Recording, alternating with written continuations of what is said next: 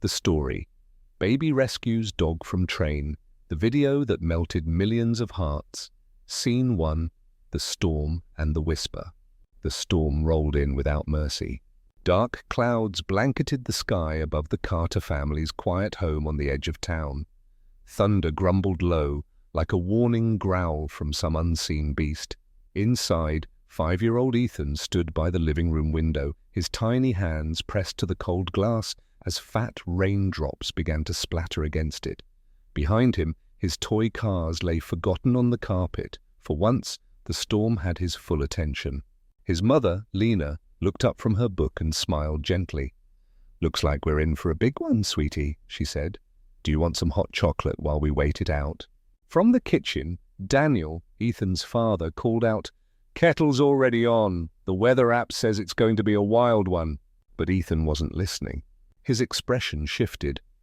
The light in his eyes dimmed. He dropped the toy car he was holding. It clattered to the floor. "Mum," he whispered, his voice barely audible over the wind. "Someone's crying." Lena paused. "What did you say, honey?" He pressed his ear to the window. "Someone's crying out there. I can hear him. He's really sad." Rain lashed harder. Thunder cracked. And in the silence between, they heard it too. A faint, pained whimper carried by the wind. It didn't sound human, but it was definitely a cry for help.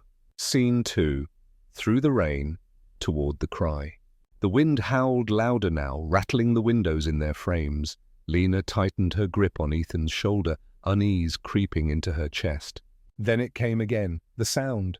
Clearer, closer, a desperate broken whimper, not a human voice, but something living, something suffering. Daniel stepped to the window, his brows drawn together.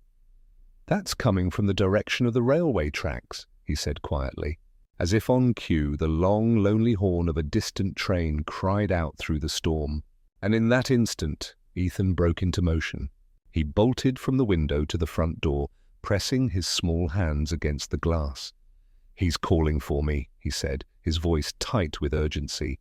"He needs help. We have to go. Now." Lena knelt beside him. "Sweetheart, it's not safe out there. It's raining too hard."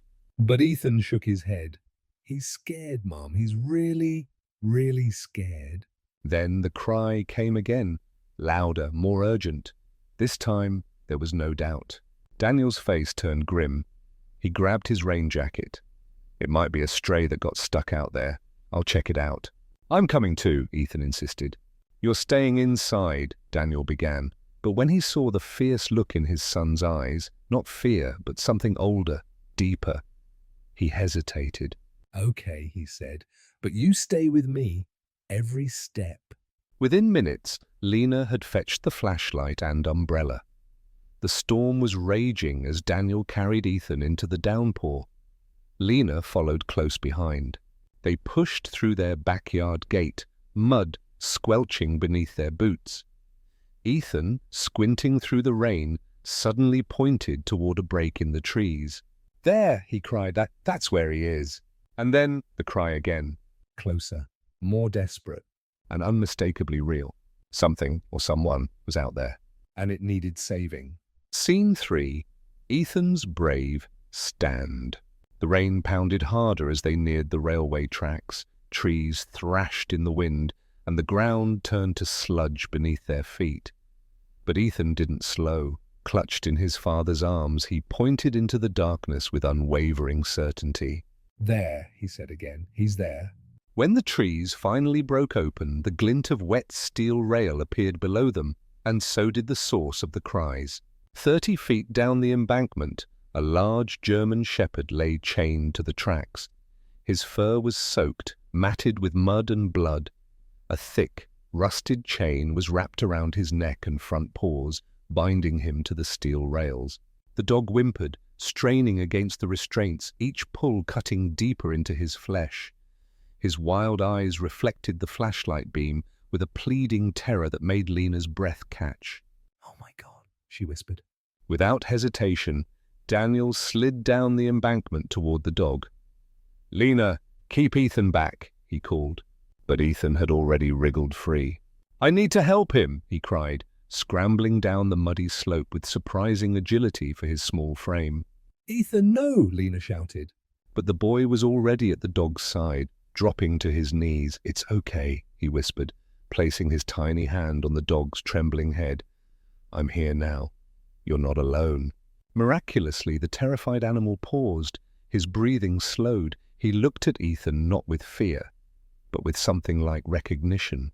Then a sound shattered the stillness. The train horn. Louder now. Much closer. Daniel gritted his teeth, yanking at the chain. "It's locked with a padlock. I need something to break it." "No!" Ethan sobbed, wrapping his arms around the dog.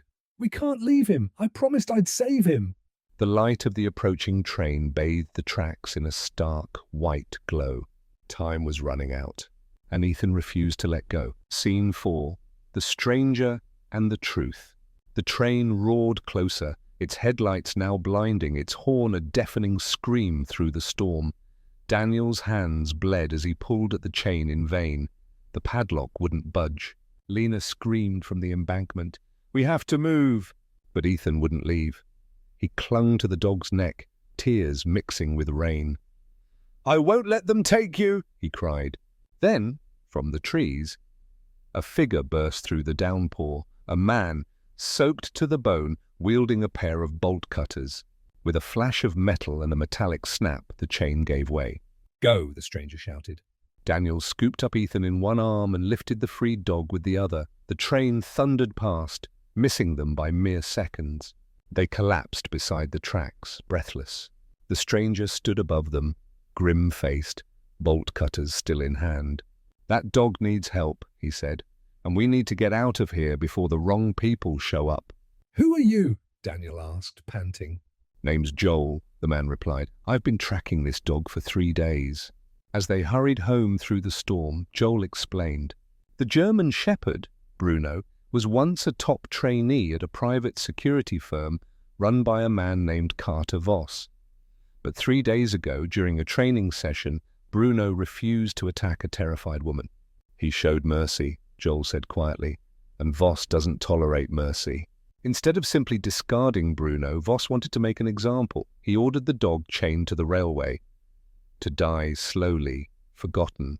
Joel had tried to stop it. He failed. Until tonight. Lena's voice trembled. "Who would do something so cruel?" Joel's face darkened.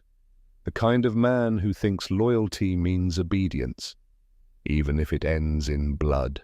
In that moment, they all realized this wasn't over. Voss wouldn't stop, not until Bruno, and now the Carters, were silenced. Scene 5, marked for silence. The Carter family's kitchen was a whirlwind of urgency. Wet towels, bloodied bandages, and trembling hands surrounded Bruno, now unconscious on their table. His breathing was shallow, his body barely responsive. Joel worked quickly, his military precision evident. "These wounds are deep, and some are infected. He needs more than first aid." "I'll call the vet," Lena said, reaching for her phone. "No," Joel snapped, then softened. "I'm sorry, but if anyone finds out this dog survived, Voss will know. He has eyes everywhere." Daniel narrowed his gaze. "You're saying we can't trust the police?" Joel nodded grimly. "Voss has half the local force in his pocket, and the other half are too scared." He then revealed everything, his name, his past. Joel Mercer, former dog trainer and army medic, once worked for Voss's elite security firm. What began as a job working with dogs turned into something darker. Voss wasn't just training guard dogs, he was creating weapons for criminals using brutal methods. Bruno had been his pride, until the day he refused to attack an innocent girl, the daughter of a business rival Voss wanted to punish. Bruno disobeyed a direct order, Joel said, his voice low. Not out of fear, but because he knew it was wrong. That's when they decided to kill him. "And now we're part of this," Daniel murmured. Joel looked them in the eye. "You didn't just save a dog tonight. You disrupted something powerful and dangerous." As thunder rolled outside, Ethan clung to Bruno's paw. "He says the bad man's looking for him. He's scared." The adults exchanged a glance. The child's words may have sounded innocent, but they all felt the truth in them. The Carter family was no longer safe. They were targets now, and the storm, both outside and inside their lives, had only just begun. Scene 6. The final stand. It happened just before dawn. A low growl rumbled from Bruno's chest as he lifted his head from Ethan's lap, ears pinned forward. Joel was instantly alert, reaching for the rifle he'd kept by the cabin door. "What is it?" Daniel whispered. Bruno's eyes fixed on the window. Joel crept to the edge, peering through the curtain. A shadow moved near the tree line. Then another. "They found us," he said grimly, but Voss's men. Footsteps approached, a knock at the door.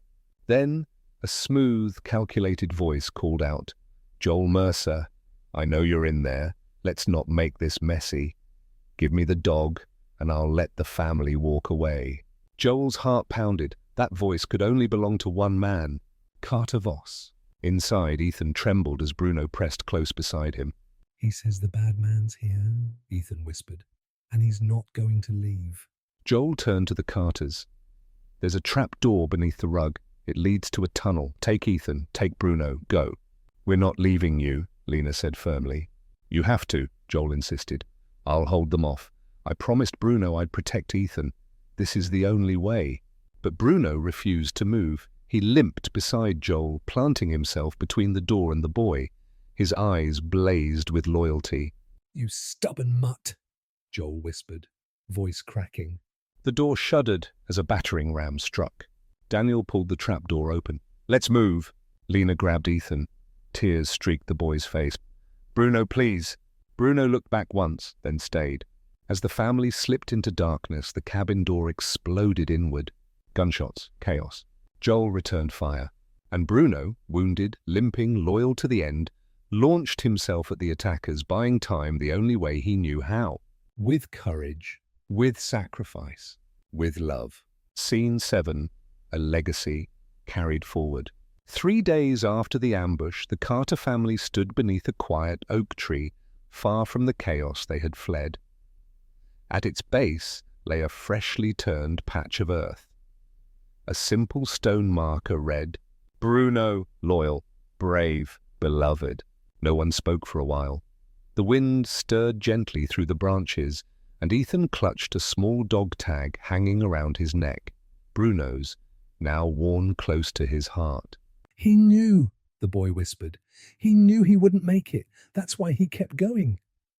So we'd be safe." Lena's eyes filled with tears. Daniel rested a hand on Ethan's shoulder. None of them could deny it. Bruno had given everything. And yet, the story wasn't over.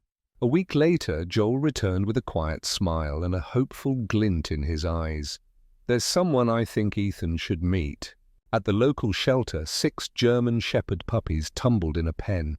But one, the smallest, sat apart, a white patch on his chest, serious eyes, far too wise for his age. When Ethan entered, the puppy walked straight to him and sat at his feet. Joel's voice was soft. "His name's Hero, the runt of the litter. We think he might be Bruno's son." Ethan dropped to his knees. Hero placed a paw on his lap and looked up, not just with curiosity, but with connection. Familiar, deep. "Bruno sent you," Ethan whispered. The puppy wagged his tail once, Gently. then leaned in and licked the boy's cheek. In that moment, something mended, not replaced, but restored. A new beginning, born not from forgetting the past, but from honoring it. Scene 8. A light that never fades. Months passed. The Carter family settled into a quiet life in a new town. Their home was humbler, the nights quieter, but something vital had returned. Laughter. And at the center of that joy was a growing German Shepherd pup named Hero. Where Ethan went, Hero followed. Loyal, protective, and uncannily attuned to the boy's moods. If Ethan cried in the night, Hero was there. If he laughed, Hero's tail thumped wildly. One evening, just before twilight, Daniel found them beneath the same old oak tree. Ethan sat cross-legged in the grass, Hero curled beside him, head in the boy's lap. "I was telling him about Bruno," Ethan said softly. "About how he saved us, about how brave he was, even when he was scared." Daniel sat beside his son. "He'd be proud of you." "I think he is," Ethan whispered. glancing up at the stars peeking through the darkening sky. Hero says he can still feel him, like the wind, like a memory that doesn't go away. Daniel looked at Hero, then at the boy who had heard a dog cry through a storm, and believed. The breeze stirred the leaves above them, just as it had that day beside Bruno's grave. Ethan smiled faintly. Bruno says goodnight. Daniel didn't question it. Some love, the kind built on sacrifice, loyalty, and the pure connection between a child and a dog, never truly disappears. It lingers. It protects. And sometimes it returns. In the eyes of a puppy named Hero,